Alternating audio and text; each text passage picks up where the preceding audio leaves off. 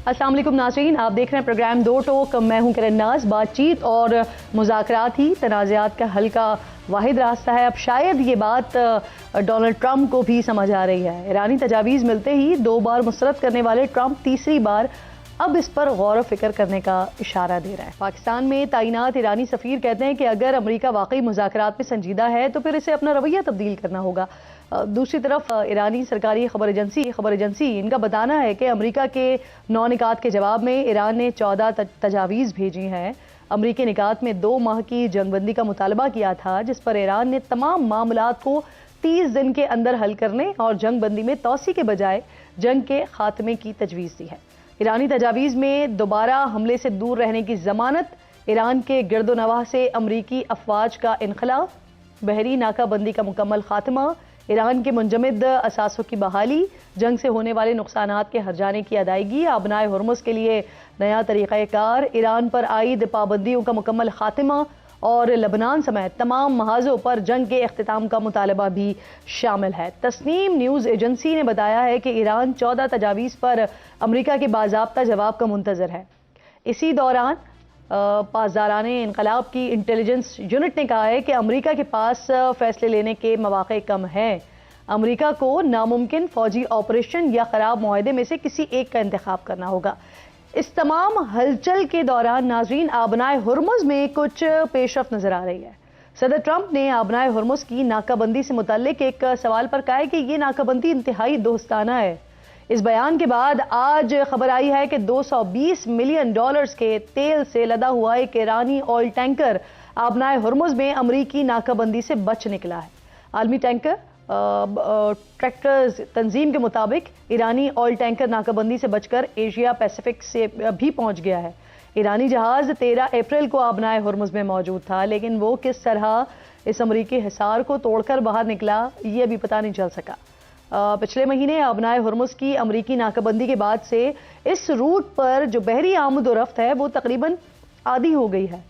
आज ईरानी news agency forest news ने दावा किया है कि आबनाए हुर्मुज़ से जहाज़ों की आमद व रफ्त के सिलसिले में ईरान से आलमी सतह पर राबतों में नुमाया इजाफा हुआ है। कल हमने अपने प्रोग्राम में बताया था कि इसराइल से दोस्ती निभाने के चक्कर में अमरीका यूरोपीय इत्तेहादियों से दूर हो रहा है। कल अमरीकी सदर ने जर्मनी से 5000 अमरीकी फौजी वापस बुलाने का फैसला किया, तो फिर आज नेटो ने जर्मनी से फौज के इनखला पर अमरीका से वजाहत तलब कर ली है।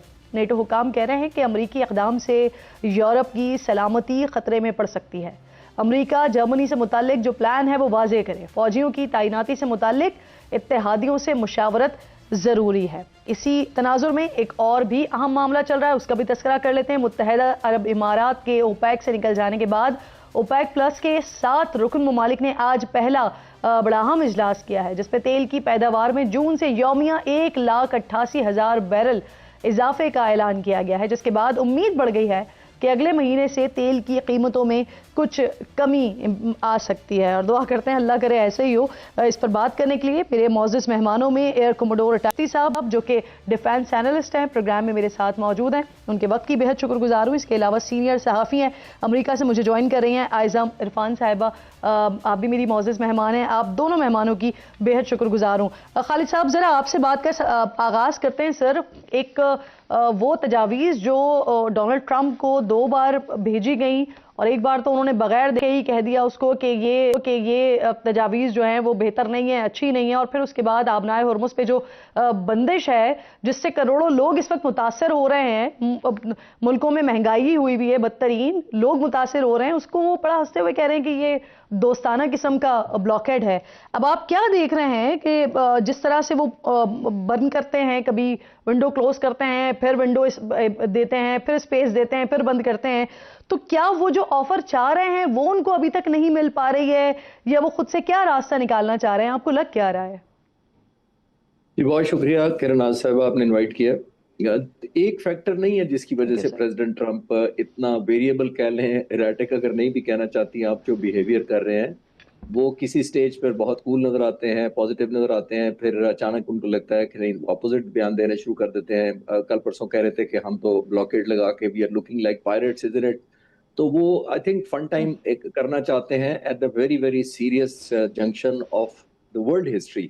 कभी जंगें वर्ल्ड वॉर के बाद मेरा नहीं ख्याल को जंग मैं कोई रिकॉल कर पाया हूँ जितनी मैंने पढ़ी या पढ़ाई है जो इतने कॉन्सिक्वेंशियल हों, यदि जिसके ग्लोबल हों। जो वर्ल्ड वॉर हुई थी तो वो तो जाहिर है वहां पूरी दुनिया में फैल गई और उसके कॉन्सिक्वेंस थे, लेकिन उस जमाने में क्योंकि मीडिया नहीं था, इस तरह एक्टिव नहीं था, और अमेरिका ने अपनी बहुत सारी कैजुअलिटीज छुपाई थी जो जंग के बाद आई थी। अब ना कैजुअलिटीज छुप पा रही हैं, ना ग्लोबली अब आप ब्लॉकेट लगा सकते हैं खबरों को और न्यूज को, बहुत ज्यादा डिजिटल। तो लोगों में अवेयरनेस बहुत है, बैक होम बहुत ज्यादा है। पहले अमेरिका के लोग क्योंकि फिजिकली भी इतने दूर थे, टेलीविजन इस तरह की चीजें नहीं थी वर्ल्ड वॉर में, तो जो उनको बताया जाता था वही वो बिलीव करना चाहते थे। अब इतनी ज्यादा फ्लडेड है इंफॉर्मेशन कि उनको काउंटर करना बड़ा मुश्किल हो गया। तो जी इसलिए प्रेसिडेंट जी। ट्रंप आपने देखा कि वेरिएबल करते रहते हैं, stock market exchange oil price जब चढ़ती हैं वीकेंड पे कोई इजी बयान दे देते हैं, फिर मंडे को दूसरा दे देते हैं, स्टॉक मार्केट गिरा देते हैं। तो ये सिर्फ एक डिलेमा है, रिएक्शन डिलेमा ये है कि देखिए काउंटर ब्लॉकेड, मैं तो शुरू देर से कह रहा था कि ये ब्लॉकेड जिसका आप जिक्र कर रही थी इस तरह इफेक्टिव नहीं होगा जिस तरह वो स्टेट ऑफ हॉर्मोज का है। इस तरह की ब्लॉकेड होगी नहीं, क्योंकि इंटरनेशनल वाटर्स हैं, 12 नॉटिकल माइल्स का एक कोस्टल इंटरनेशनल वाटर्स होते हैं, वहां पे लॉन्ग मेरा ख्याल है हगिंग करता हुआ उनके शिप्स निकल रहे हैं, स्नीक इन कर जाते हैं आउटसाइड, तो जी जिसकी वजह से बड़ा मुश्किल है। अब करना क्या चाह रहे हैं प्रेसिडेंट ट्रंप, वो जाहिर है एक तरफ नहीं चाहते कि सारा ब्लेम मुझ पर आए, वो जाहिर है खुद पसंद शख्सियत है, उनको लगता है कि उनकी तारीफ भी की जाए, लेकिन ऑन टॉप ऑफ दैट हो ये रहा है कि उनकी जी जो पॉलिसीज हैं वो उन्हीं के हाथ में है सारी की सारी, तो इसलिए ब्लेम भी उसी तरफ फोकस होता है। तो आई थिंक एक तरफ वो बिल्कुल बेबसी ठीक। है। कल भी जब प्रोग्राम में बात हो रही थी तो कह रहे जो अनप्रिडिक्टेबिलिटी है उनका मिजाज, वो उसी को ही अपना हथियार भी समझते हैं। मेरे साथ आयजा साहिबा भी मौजूद हैं। आयजा, बहुत शुक्रिया आपका, आपके वक्त का बेहद शुक्रिया। अभी जो तजावीज़ हम देख रहे हैं, नई तजावीज़ जो आई हैं ईरान की तरफ से, अमरीकी नशरियाती इदारा भी अब एक्सियोस भी इस बात को कंफर्म कर रहा है, हमारे पास भी ये पहले से इत्तलात मौजूद थी, आ रही थी, कि ईरान चाहता है कि 2 मराहिल में मामलात हों। पहला मरहला जिसमें ये जो स्ट्रेट ऑफ हॉर्मुज़ का ब्लॉकेड है इसे लिफ्ट किया जाए, और फिर दूसरे मरहले में जो न्यूक्लियर है या जो दीगर मुतालबात हैं अमरीका की तरफ से उनके ऊपर बातचीत की जाए। तो आपको लगता है कि अभी भी तजावीज़ में यही मामलात हैं, तो ये काबिल कबूल होगा डोनाल्ड ट्रंप के लिए? First of all thank you very much Kiran for having me on the show. और बहुत शुक्रिया। जैसे कि आपके दूसरे गेस्ट ने कहा कि सदर ट्रंप जो हैं वो मुख्तलिफ किस्म के बयानात दे के इसमें से कुछ जो है अपने लिए एक रास्ता ढूंढने की कोशिश कर रहे हैं। मेरा भी यही ख्याल है। देखिए, सदर ट्रंप के ऊपर इस वक्त जो मामला है ये ईरान की तरफ से क्या तजावीज़ आई उनको मानने से लेके उससे बहुत ज़्यादा उन डिफरेंट प्रेशर्स का है जो इस वक्त अमेरिका को या सदर ट्रंप को ख़ास तौर पे दरपेश है, जिसमें एक इंटरनल प्रेशर बहुत बड़ा है। अब बात यह है कि जो उन्होंने स्टेटमेंट्स दी और जो उनकी निगोशिएशन टीम है उसकी अगर देखें तो उसमें हाल ही में इन्होंने एक और मेंबर का इजाफा किया है, निक स्टीवर्ट का, जिनको ईरान हॉक भी कहा जाता है, जो ईरान के हवाले से बहुत स्ट्रॉन्ग पॉस्चरिंग रखते हैं और प्रेशर टैक्टिक्स के ऊपर यकीन रखते हैं। But at the same time Congress की तरफ से जो एक 7 दिन की मुद्दत होती है सदूर के पास कि वो कोई भी जंग शुरू कर सकते हैं, वो ख़त्म हो गई है। और अगर देखा जाए तो अमेरिकी हुकूमत ने, व्हाइट हाउस ने जो कांग्रेस को अपनी तरफ से बयान दिया है उसमें ऑन पेपर उन्होंने कह दिया जंग ख़त्म हो गई। उन्होंने कहा देयर इज़ नो वॉर। तो कागजों में अमेरिका में तो ये जंग ख़त्म हो गई जो कांग्रेस को बयान दिया। लेकिन उसके बाद फिर उन्होंने ये स्टेटमेंट दिया ना कि उनकी जो मुखालिफ पार्टी है वो उनको प्रेशराइज करके ये कोशिश कर रही है, मामले को इस तरफ लेके जा रही है कि 60 दिन हो गए हैं, अब जंग के लिए इजाजत लें वरना फिर जंग को खत्म समझे, हमें प्रेशराइज करने की कोशिश की जा रही है, लेकिन हम ना प्रेशर में आएंगे और हमारे पास हमले का ऑप्शन भी मौजूद है, वो ये कह चुके हैं। लेकिन आपने बड़ी इंपॉर्टेंट बात का हवाला दिया, ये जो आपने निक स्टीवर्ट की बात की है, तो मैं ऐसी बात को जरा आगे बढ़ाना चाहूंगी, आपके पास भी लेकर आऊंगी सवाल। खालिद साहब, वैसे आपको क्या लगता है ये क्यों इन्होंने अपनी टीम में ये शामिल किया है? क्योंकि इत्तलात तो ये आ रही हैं कि जैरेड कुशनर के कहने पर इनको शामिल किया गया है, ये पहले महकमा खारजा में पहले टेन्योर में डोनाल्ड ट्रंप के अब ये काम भी कर चुके हैं, तो क्या लगता है वो ऐसा आके क्या करेंगे जो अभी तक जो बाकी ट्रंप साहब की टीम है वो नहीं कर पा रही है? देखिए, जो दोनों टीमों में फर्क है वो एक बहुत जाहिर और बड़ा ऑब्वियस फर्क है। जो फॉरेन मिनिस्टर हैं और जो स्पीकर हैं दोनों पीएचडी हैं। जो फॉरेन मिनिस्टर ईरान के हैं, मैं ईरान की बात कर रहा हूँ, और ईरान के वो 20 साल से मुज़ाकरात कर रहे हैं और उनका न्यूक्लियर एनरिचमेंट और बाकी पर नेगोशिएशन का सबसे ज्यादा शायद एक्सपीरियंस है तमाम जितने भी मेंबर्स होते हैं। नंबर 1, जो सीजन इस तरह के होते हैं, एक्सपीरियंस टेक्नोक्रेट्स होते हैं, बाज दफा नेगोशिएशन ऐसी जगह जाके स्टक हो जाती है कि अगर आपका नॉलेज ना हो उस सब्जेक्ट का तो ऑब्वियसली ना सिर्फ एक वाकई अनईजी सिचुएशन हो जाती है, डिसीजन मेकिंग भी लेट हो जाती है।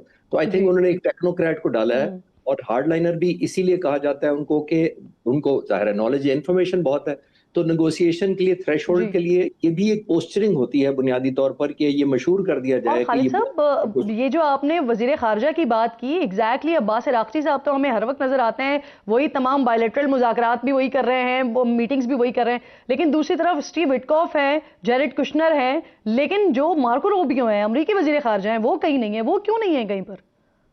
जी, मैं यही तो अर्ज कर रहा हूँ कि ये सिलेक्शन होती ही इसीलिए है कि कुछ तो आपने फेस करना होता है, ऑब्वियसली हार्डलाइनर्स हैं पीछे। एक और एलिमेंट हमें नहीं भूलना चाहिए, वो इजराइल फैक्टर है। यहाँ पे भी जब इस्लामाबाद में भी आए हुए थे, तो मैं अब कंफर्म कर सकता हूँ मुख्तलिफ इंटरनेशनल सोर्सेज से भी कि वो इन टच थे नेतन्याहू के साथ। तो ये स्टेक देखा जाता है। आपने देखा इजराइल तो यहाँ डायरेक्ट मुज़ाकरात में आ नहीं सकता था, तो उन्होंने ऐसे लोग डलवाए उस वक्त भी जो उनकी तरफ सिंपथाइज ना सिर्फ करते हों बल्कि उनकी इंटरेस्ट को लुक आफ्टर करें, नंबर वन। दूसरा, इसीलिए मैंने जैसे कहा कि अब हार्डलाइनर एक मीडिया के थ्रू भी कहलवाया जाता है ताकि नेगोशिएशन के लिए, फ्लेक्सिबिलिटी के लिए मेंटली तैयार किया जाए ओपोनेंट को।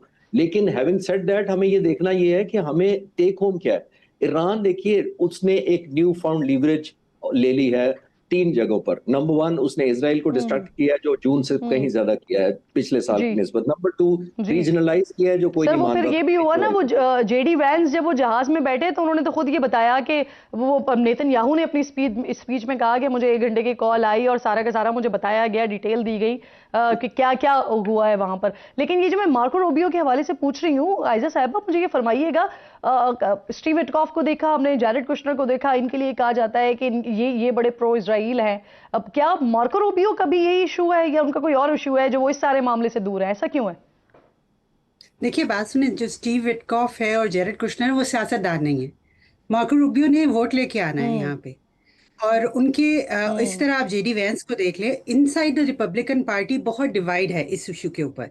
आप देखिए, जो बड़े बड़े हम्म। स्पोक्स पर्संस रहे हैं ऑन मीडिया भी सदर ट्रम्प के, वो इस जंग के हवाले से खिलाफ जाते हुए नजर आ रहे हैं। आप जैसे टकर कॉल्सन को ले लें, मार्जी टेलर ग्रीन को ले लें।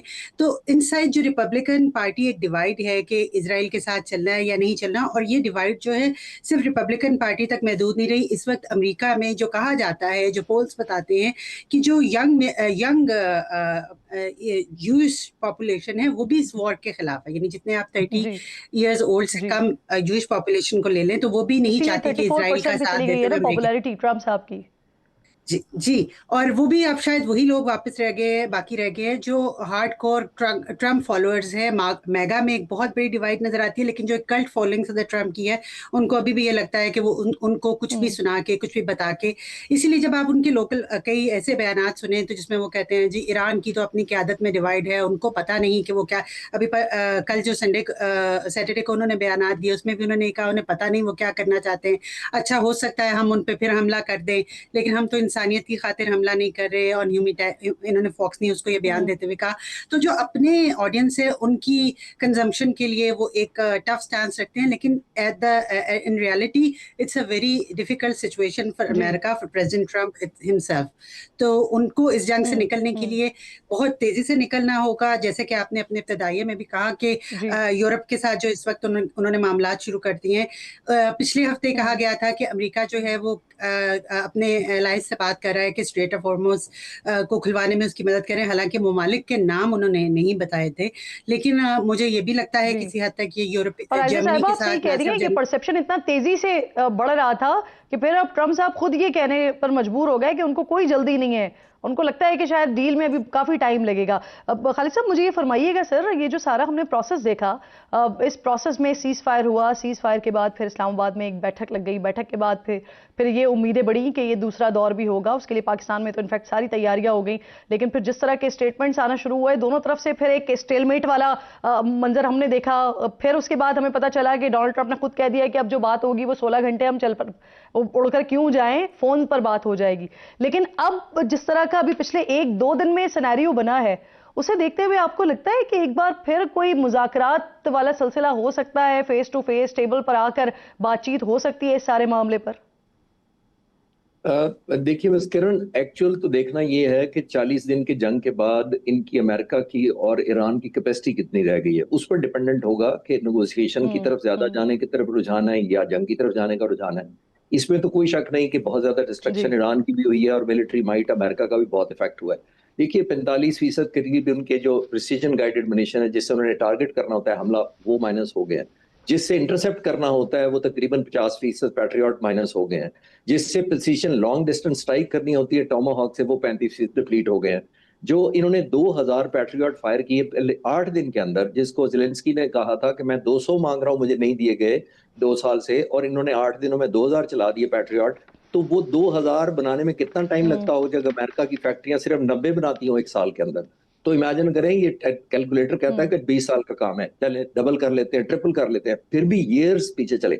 अमेरिका को जो प्रेशर है प्रेसिडेंट ट्रंप को, एक और है जिसकी कम बात की जाती है, वो ये है कि देखिए अमेरिका ने जी। खुद अटैक करके वॉर ऑफ चॉइस ओपन करके, जबकि इस पर कोई हमला नहीं किसी ने किया, उसके ऊपर अपनी इतनी डिप्लीशन की है कि अपने लिए एक नई विंडो वनरेबिलिटी खोल ली है।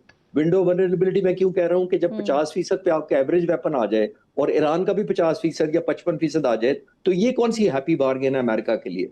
अमेरिका के लिए तो बड़ा कंसर्न होना चाहिए, जी। क्योंकि अमेरिका ने इसराइल की हर शरारत को, हम्म। हर मिस एडवेंचर को सपोर्ट करना है, यूक्रेन की जंग को सपोर्ट करना है, हम्म। ताइवान को देखना है, उसने सपोर्ट करना है, डायरेक्ट भी करना है, और चाइना को डिटर जी। भी करना है। किससे करना है अगर आपके पास वेपन नहीं होंगे? तो हम्म। वेपन तो आपको डिटरेंस देते हैं, तो लीवरेज देते हैं मैनिपुलेशन का। तो वो जो अगर आपने 50% पे आ गए हैं, तो ये बहुत अलार्मिंग है। मिलिट्री लीडरशिप की जो आप छोड़ के जा रही जी। है या उनको भेजा जा रहा है घरों को रिटायर करके जल्दी, जन जॉर्ज को भी और सेक्रेटरी को भी भेज दिया गया नेवी के, वो क्यों था? मेरा ख्याल ये है कि वो इनको बताते हम्म। होंगे कि आप जिस ऑफेंस से लड़ रहे हैं और अगर पार्ट 2 आपने किया तो ये वायबल ऑप्शन नहीं है। मेरा ख्याल ये है कि यही कंक्लूजन है कि लड़ें या ना लड़ें। मेरा ख्याल है सिर्फ फेस सेविंग चाह रहे हैं, लड़ने जी। की ऑप्शन नहीं है, क्योंकि हाँ। सिर्फ देखिए वेपन्स बर्न आउट और नहीं होते। ये फेस सेविंग अब हालात वहां पर आ गए हैं खालिद साहब कि ये फेस सेविंग अब दोनों के लिए है, क्योंकि जब मुज़ाकरात हुए, पहला दौर नाकाम हुआ, उसके बाद हमने देखा कि ईरान की तरफ से बड़ा सख्त मौक़िफ़ लिया गया। अब समहाउ हम कह सकते हैं कि वो उसूली मौक़िफ़ अपना ले रहे थे, लेकिन फिर उसके बाद हमने देखा कि वहां पर प्लेसमेंट भी चेंज हुई। अब्बास इराक़ची साहब आ गए, बाकर कालीबाफ जो लीड कर रहे थे, फिर वो पीछे हो गए। फिर उसके बाद हमने देखा कि जो फ्रंट फुट डिप्लोमेसी हो रही थी वो बैकडोर डिप्लोमेसी में चेंज हो गई। और फिर उसके बाद ये हुआ कि अब जो मौक़िफ़ अमेरिका का था वो अब ईरान लेने पर मजबूर हुआ, और अमेरिका ने ये कहना शुरू कर दिया कि हमें बहुत ज्यादा जल्दी नहीं है। तो क्या आप यहां पर समझते हैं कि कहीं ना कहीं ईरान ने भी वो जो एक विंडो आई थी नेवल ब्लॉकेड से पहले, उसे मिस किया है? जी, इसमें देखिए ऐसी मुज़ाकरात में तो टाइमिंग ही बड़े इंपॉर्टेंट होते हैं, और मेरा ख्याल है ईरान नहीं तवक्को कर रहा था कि काउंटर ब्लॉकेड अमेरिका करेगा, नंबर 1। और हम्म। काउंटर ब्लॉकेड अमेरिका को निस्बतन एक तरफ इकोनॉमिकल पड़ रहा है और एक तरफ महंगा पड़ रहा है। इकोनॉमिकल इसलिए पड़ रहा है कि वेपन्स फायर नहीं कर रहा, उसकी जो स्टॉक पाइल्स है वो बच रहा है। महंगा इसलिए पड़ रहा है कि ऑयल प्राइसेस कंटिन्यूसली अप जा रही हैं, क्योंकि एक क्योस है पूरी इंटरनेशनल मार्केट जी। में भी कि क्या होगा। तो ईरान के ने भी एक न्यू फाउंड रियलिज्म जरूर किया है कि उसकी जो बार्गेन सिर्फ स्टेट ऑफ हॉर्मुज करके ब्लॉक करके ऑलमोस्ट 4% तेल जिसको वो कंट्रोल करता था 20% तक तो कर लिया, लेकिन काउंटर ब्लॉकेड से उसको भी असर हुआ है। तो आई हम्म। थिंक जैसे मैंने पिछले जुमले में आखिरी में कह रहा था कि सिर्फ जो वेपन्स हैं वो बर्न आउट नहीं होते, ह्यूमन बींग्स, इंसान भी बर्न आउट होते हैं। जी। जो इनका जॉर्ज फोर्ड बैरी एग्जैक्टली। एयरक्राफ्ट कैरियर जो भी वापस बुलाया गया 309 दिन के बाद वो अमेरिका जा रहा है वापस, जो कि 10 महीने बनते हैं ऑलमोस्ट। तो 10 महीने जरा विजुलाइज बिल्कुल करें, ठीक। उनकी फैमिलीज हैं, उनका डिस्कनेक्ट है, तो एक इमोशनल एलिमेंट भी फौज के लड़ने में होता है कि आप लिमिट तक लोगों को स्ट्रेच कर सकते हैं, उसके बाद बर्निंग शुरू हो जाती है ह्यूमन बींग्स की भी। बिल्कुल, बिल्कुल आपकी दुरुस्त बात है। आयशा साहिबा ये फरमाइए कि डोनाल्ड ट्रंप का जो ये गैर संजीदा रवैया है, उसमें वो सिर्फ अपने मुखालिफिन को नहीं बल्कि जो उनके इत्तेहादी हैं उनको भी बड़ा ऑफेंड करते रहे हैं। अब उन्होंने कल जो ऐलान किया फौजें वापस बुलवाने का, उस पर नेटो की तरफ से अब जवाब तलबी भी हो गई है। जो नेटो हुकाम है वो कह रहे हैं कि भाई आपने क्यों वापस बुलवाई है जर्मनी से फौजें। तो क्या लगता है आपको इसका मुस्तकबिल अब क्या होगा? ये नेटो इत्तेहाद रहेगा या ये सिर्फ नाम का रहेगा, या रहेगा ही नहीं, क्या होगा? देखिए, नेटो के हवाले से जो पॉलिसी है सदर ट्रंप की, वो तो उनके इलेक्शन के ज़माने से ही इस दफ़ा बड़ी क्लियर थी कि वो बार बार इस चीज़ को लेके आते थे कि जो यूरोप को जो जितनी हम हमेशा सपोर्ट करते हैं, नेटो में सबसे ज़्यादा अमेरिका पैसे लगाता है। और बहुत से जो हल्के हैं वो इस बात के सपोर्टर भी हैं यहाँ पे कि हमेशा अमेरिका ने ज़्यादा खर्च किया नेटो पे, और मिलिटरीली भी हम्म। अमेरिका की जो है इनपुट ज़्यादा रही है। लेकिन इसके साथ साथ अगर आप हम्म। डीप एस्टेब्लिशमेंट को देखें यहाँ पे तो नेटो का इत्तेहाद अमेरिका के लिए ज़रूरी भी बहुत है, क्योंकि अमेरिका के पास उस इलाके में प्रेजेंस की और कोई वजह नहीं। लेकिन सदर ट्रंप जो हैं वो बड़े मायूस हैं इन दिनों नेटो से, क्योंकि कोई भी एलाइज जो उनको उम्मीद थी कि जब हम इस जंग में कूदेंगे तो सबके सब मेरे साथ आ खड़े होंगे, और उन ममालिक ने फैसला किया कि वो इस सही। सारे मामले से अलग रहे, तो शायद ये एक जी प्रेशर डालने की टैक्टिक हो सकती है। और मेरा ख्याल है इस चलें। वक्त जिस तरह के उनको सामना है, उनके लिए नेटो को इतनी अहमियत नहीं रखता कि वो उस पर इतने परेशान हो इस जमाने में। सही है। तो जो मैंने आपसे 3-4 सवाल किए उसमें फिर एक सवाल ये भी कि क्या फिर ऐसा भी हो सकता है कि नेटो हो लेकिन उसमें अमेरिका का ना हो? तो ये भी बहुत सारे सवालात हैं जिसका आने वाले वक्तों में जवाब लेकिन मिलेगा। बहुत शुक्रिया आपका। खालिद साहब साथ मौजूद थे, आयजा साहिबा आप साथ मौजूद थी। ब्रेक लीजिए नाज़रीन, ब्रेक के बाद जब वापस आएंगे तो पाकिस्तान तहरीक इंसाफ के हवाले से कुछ नई हलचल हो रही है, कुछ वज़ीर आला के हवाले से हलचल हो रही है, इस पर बात करते हैं तफसील से।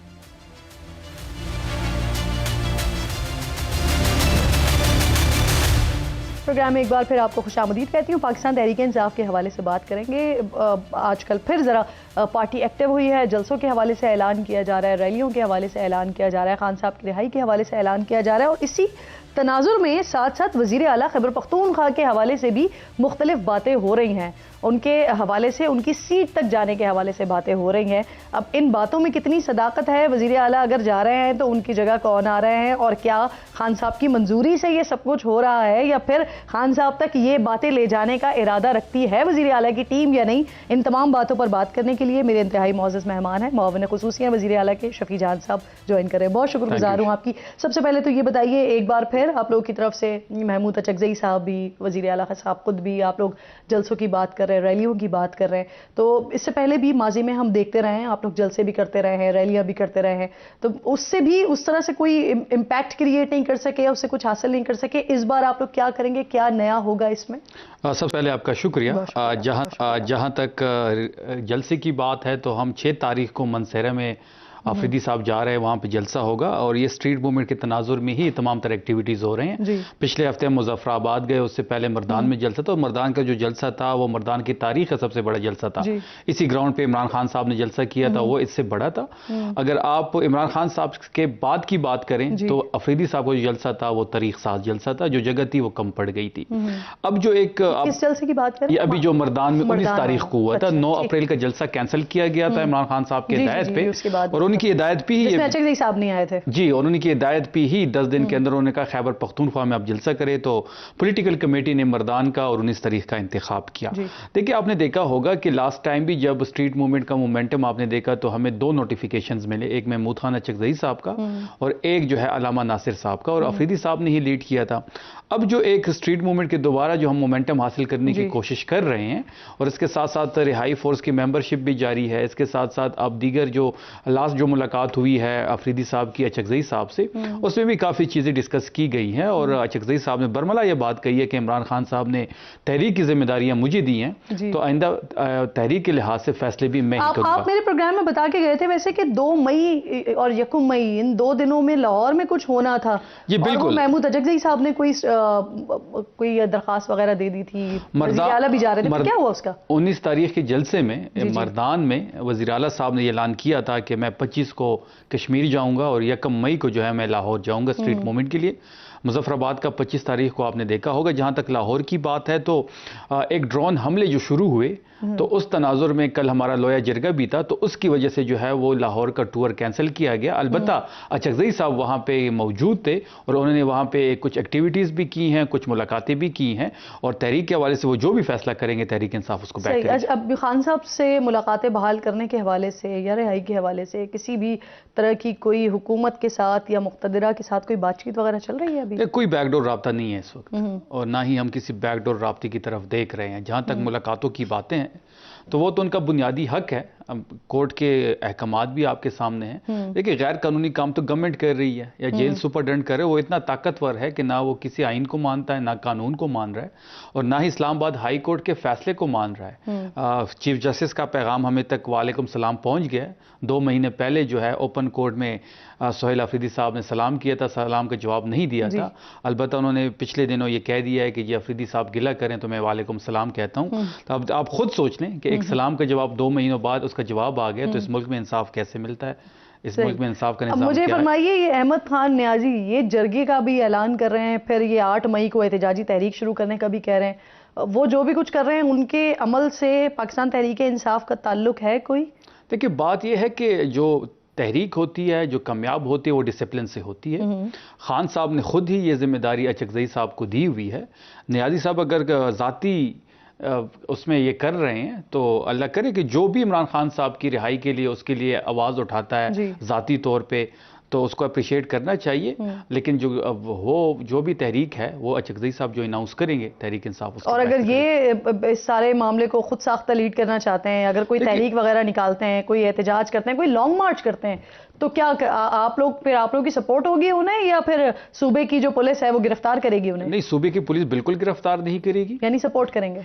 नहीं, देखिए पुलिस बिल्कुल गिरफ्तार नहीं, उनका हक है। वो अगर चाहते हैं वो लॉन्ग मार्च करें। उन्होंने अनाउंस किए हुए 8 मई को टांग से वो रवाना होंगे और सवाबी तक आएंगे और सवाबी में अगला लाएअमल देंगे। वो एक उनकी ज़ाती कोशिश है। और डिसिप्लिन की ये पार्टी की जो डिसिप्लिन होती है वो सबसे मैटर करती है, और डिसिप्लिन के बगैर कोई तहरीक कामयाब नहीं होती।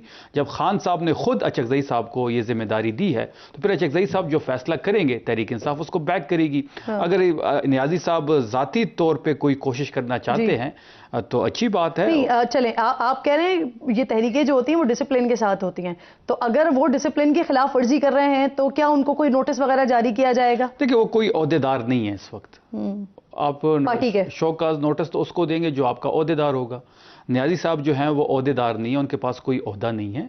अगर कोई ओहदा होता तो ज़रूर उसको। चलें, फिर ये पार्टी का रजिस्टर्ड कारकुन है? वैसे होगा, रजिस्टर्ड कारकुन तो होगा, वो खान साहब के साथ काफ़ी टाइम से हैं। फिर तो आप डिसिप्लिन की खिलाफ वर्जी पर उनको नोटिस तो कर सकते हैं ना? देखिए वो एक ज़ाती कोशिश कर रहे हैं, हमारी नेक ख्वाहिशात उसके साथ है, लेकिन हमारा ये मानना है कि डिसिप्लिन। नेक ख्वाहिशात में छुपी हुई सपोर्ट है या नहीं है? नहीं, सपोर्ट तो देखिए जो भी इमरान खान साहब की बात करता है, जो भी इमरान खान साहब की रिहाई की कोशिश करता है, उसके साथ तहरीक उन कोशिश से फ़ायदा होगा या नुकसान होगा?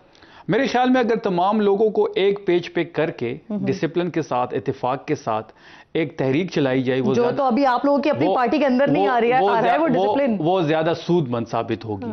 अगर हर बंदा अपनी ही तहरीक चलाए, अपनी 1.5 फुट की मस्जिद बना ले, तो फिर मुझे नहीं लगता। चलिए हम इसको सादा कर लेते हैं ना। वो जो कर रहे हैं कि नहीं है, ठीक है, बाकी लोग उनको नहीं लिया हुआ उन्होंने साथ में, वो जो कर रहे हैं उससे आप फायदा होगा या नुकसान होगा? देखिए ये तो मुझे नहीं लगता कि हम उससे कोई डिज़ायर गोल अचीव कर लेंगे। वो अगर ये चाहते, उन्होंने, आपको याद होगा कि जब लोग इमरान खान साहब के सेहत के बारे में जब तशवीश थी जी, और लोग जो सवाबी के मकाम पे बैठे हुए थे, जो खुद से बैठे हुए थे, नियाज़ी साहब भी वहाँ मौजूद थे, मैं खुद वहाँ पे मौजूद था। अब वो एक और कोशिश कर रहे हैं, लेकिन पार्टी की ऑफिशियल कॉल नहीं है। बिल्कुल ठीक, आप साथ ही मौजूद हैं, मजीद बातें भी करनी, सुहेल आफरीदी साहब के हवाले से भी हम बातें करनी है। मैंने शफी जान साहब से एक ब्रेक लीजिए, ब्रेक के बाद वापस आइए।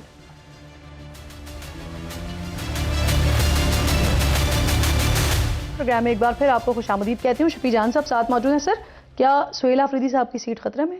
कोई खतरे में नहीं है। हम रोज़ उठते हैं, रोज़ कोई नया वज़ीर आला की एक AI की पिक्चर जो है वो शेयर ट्विटर पे होती है या फेसबुक पे हो जाती है, और फिर उससे जो है कयास आराइयाँ शुरू हो जाती है। किरण साहिबा, बात बड़ी वाज़ेह है, सोशल मीडिया पर तो सबसे ज़्यादा फोर्स ही आप लोगों की है। नहीं, बात बड़ी पार्टी के अंदर से क्यों हो रही है वैसे? किरण साहिबा, बात बड़ी वाज़ेह है कि वज़ीर आला को लगाना, वज़ीर आला को हटाने का इख्तियार इमरान खान साहब के पास है। इमरान खान साहब जिसको चाहेंगे, जिधर जाएंगे, वो इनकी टीम है, जिसको जिस पोजीशन पे खिलाना चाहते हैं वो उनकी मर्जी है। अली अमीन साहब को भी इमरान खान साहब ने लगाया था। ये आपकी बात दुरुस्त है, ये आपकी बात दुरुस्त है। ये हम जानते हैं कि खान साहब के पास ये इख्तियार है, लेकिन हटाने की कोशिश उनको हो रही है बहरहाल। देखिए बाहर से नहीं, देखिए हर पार्टी में ये चीज़ें होती हैं, अभी भी हो रही है, ग्रुपिंग भी होती है, हर पार्टी में लोगों की ख्वाहिशात भी होती हैं, लेकिन तहरीक इंसाफ 1 मैन आर्मी है, और 1 मैन आर्मी का जो लीडर है वो इमरान खान है। इमरान खान को कंप्लीटली एतमाद है सुहेल आफरीदी साहब पे। आखिरी जो सलमान सफदर साहब की मुलाकात हुई थी इमरान खान साहब से हाई कोर्ट के हुक्म पे, उस मुलाकात में भी शाबाश दी गई है सुहेल आफरीदी साहब को, उन पर कंप्लीटली एतमाद का इजहार किया गया। कुछ मैसेजेस जो हैं वो आफरीदी साहब को पास ऑन कर दिए गए हैं, और उनके परफॉर्मेंस से इमरान खान बेहद खुश हैं। क्या मैसेजेस हैं वो कुछ आपको कुछ दिनों में तमाम तरह चीज़ें, कुछ एक्शन ऐसे होंगे तो आपको वो नजर आ जाएगा कि क्या मैसेजेस होते। अच्छा, वो ये जलसों रैलियों के हवाले से ही है? जी बिल्कुल, तहरीक या पार्टी में कुछ लोगों के हवाले से? देखिए कुछ इख्तियार उनको दिया गया है, अफरीदी साहब को, पार्टी के हवाले से, हुकूमत के हवाले से, कैबिनेट के हवाले से, और कुछ ये भी बताया गया कि आपने अगर तहरीक के हवाले से कोई फैसला करना है तो आपने अलामा नासिर से और महमूद खान अचकज़ई साहब से ज़रूर कंसल्ट करना है। तो उस सिलसिले में उनकी मुलाकात भी हुई है, तो कोई ख़तरा नहीं है अफरीदी साहब को। अच्छा, आखिर में जरा मुझे बता दें, क्या सुहेल अफरीदी साहब ने अब सुनना शुरू कर दिया है?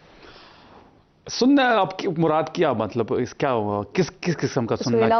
अभी राना सनाउल्लाह साहब कह रहे थे ना कि उनको भी हटाने की तैयारी इसीलिए की जा रही है क्योंकि अब सुनना शुरू कर दिया उन्होंने। नहीं, ऐसी कोई बात नहीं है। फेडरल हुकूमत से हमारा कोई ऐसा वर्किंग रिलेशनशिप नहीं है। जो सूबे की हक की बात होती है, जहाँ पे सूबे की मुकदमा हम समझते हैं लड़ सकते हैं, उस मीटिंग्स में भी हम शिरकत करते हैं। अपना पॉलिटिकल जो स्टेक है वो भी हम दाव पे कभी कभार लगा लेते हैं, क्योंकि सिर्फ सूबे की बात होती है, एनएफसी की बात होती है, लोड शेडिंग की, गैस की बात होती है, या फिर स्मार्ट लॉकडाउन के हवाले से जो एनर्जी क्राइसिस था उसके हवाले से जो मीटिंग थी। मैं आपसे पूछना ये चाह रही हूँ कि आपने कहा कि हम जो हमें करना है वो हम कर रहे हैं, लेकिन उसके बाद मैंने ये देखा कि एक अल्टीमेटम भी दिया गया वफाकी हुकूमत को वज़ीर आला की तरफ से, लेकिन वो अल्टीमेटम भी गुजर गया, उसके बाद भी कुछ नहीं हुआ। और फिर इस पे एक ज़िमनी सवाल ये भी है कि जो इस वक्त हालात बने हुए, तो ये तो सारे मुल्क का यही हाल है, तो उसमें धमकियां लगाना विफाक। किरण साहिबा, गैस की जो बात है, तो देखिए खैबर पख्तूनख्वा अपने जितनी प्रोडक्शन कर रहा है उसकी 3 गुना ज्यादा प्रोडक्शन कर रहा है अपनी खपत से जी। ठीक है जी, हम इस वक्त यूज़ कर रहे हैं कोई 1500-1800 क्यूबिक फीट और हम प्रोड्यूस कर रहे हैं कोई लगभग 6000 के करीब, लेकिन हमारे यहाँ उधर गैस नहीं है। अगर सिंध ये बोलना शुरू कर दे कि हम तो बिजली ज्यादा बना रहे हैं तो हम तो नहीं देंगे, या गंदम ज्यादा उगा रहे हैं हम नहीं देंगे, पंजाब अगर गंदम की तो इन्होंने गंदम देखें पंजाब के, मसला ये कि दूसरे सूबे से कहीं कुछ जा नहीं सकेगा ना, तो नहीं जा रहा ना, तो नहीं जा रहा ना, तो क्या गंदम बंद नहीं की मरियम नवाज ने? क्या आर्टिकल 158 की खिलाफ वर्जी नहीं कर रही? इनका तो मसला यही है कि इनके की ताकत होती है, वो तो खैबर पख्तूनख्वा पे बंद कर लेते हैं। इस वक्त गंदम बंद है खैबर पख्तूनख्वा पे, इस वक्त इन्होंने लोड शेडिंग की इंतहा की हुई है, गैस की डिस्ट्रीब्यूशन चैनल इनके पास है, प्रोडक्शन हमारी है, गैस वहां नहीं मिल रही, पंजाब में गैस मिल रही इंडस्ट्री को, वहां पे सीएनजी स्टेशन बंद है। आइन में लिखा हुआ है कि जिधर की जो प्रोडक्शन होगी पहला हक उस एरिया का होगा, उसकी खिलाफ वर्जी करें। नहीं, पंजाब में कुछ खुली हुई है, इंडस्ट्रीज को तो मिल रहा है ना गैस, हमारी तो इंडस्ट्रीज भी बंद है, लेकिन मोस्टली बंद है। जो एक चीज जो जिसकी प्रोडक्शन मैं कर रहा हूं वो मुझे नहीं मिल रहा और पंजाब को मिल रहा है, हमें तो इसलिए आइन की खिलाफ वर्जी नहीं है ये। सही। शफी जान साहब, बहुत शुक्रिया, आपका प्रोग्राम में आप साथ मौजूद थे। आखिर में नाज़रीन एक और अहम मामले की बात करेंगे। इमरान खान की साबिका अहलिया है और मारूफ स्क्रीन राइटर और डॉक्यूमेंट्री प्रोड्यूसर हैं जमाइमा गोल्डस्मिथ। इन्होंने आयरिश निजात सरमायाकार कैमरॉन ओराइली से मंगनी कर ली है। दोनों की शादी भी जल्द मुतवक्का है। बरतानवी मीडिया की जानिब से ये दावा किया जा रहा है कि 52 साला जमाइमा गोल्डस्मिथ और 62 साल के ओराइली 1 साल से साथ हैं। दोनों की पहली मुलाकात फिल्मी मंसूबों के दौरान हुई, जहां कैमरॉन ओराइली बतौर एग्जीक्यूटिव प्रोड्यूसर काम कर रहे थे। पेशा वराना ताल्लुकात के बाद दोनों की दोस्ती हुई। कैमरॉन एक मारूफ सरमायाकार हैं, मुतअद्दिद बैनुल-अक़वामी कंपनीज़ में अहम ओहदों पर रह चुके हैं। साबिक media tycoon sir Anthony O'Reilly के बेटे हैं और आलमी मालियाती हलकों में बड़ी नुमाया हैसियत रखते हैं। कैमरॉन 4 बच्चों के वालिद भी हैं। जमाइमा गोल्डस्मिथ साबिक वज़ीर आज़म पाकिस्तान इमरान खान की साबिका अहलियाँ हैं। दोनों ने ज़िंदगी के 9 साल साथ गुजारने के बाद 2004 में अलहदगी का ऐलान किया था। वक्त ख़त्म हो गया प्रोग्राम का, इंशाअल्लाह जुमे को नाज़ होगी। अपना और अपने मुल्क का ख़ास ख्याल रखिए। फ़लस्तीन को, मकबूजा कश्मीर को अपनी दुआओं में याद रखिए। अल्लाह निगहबान।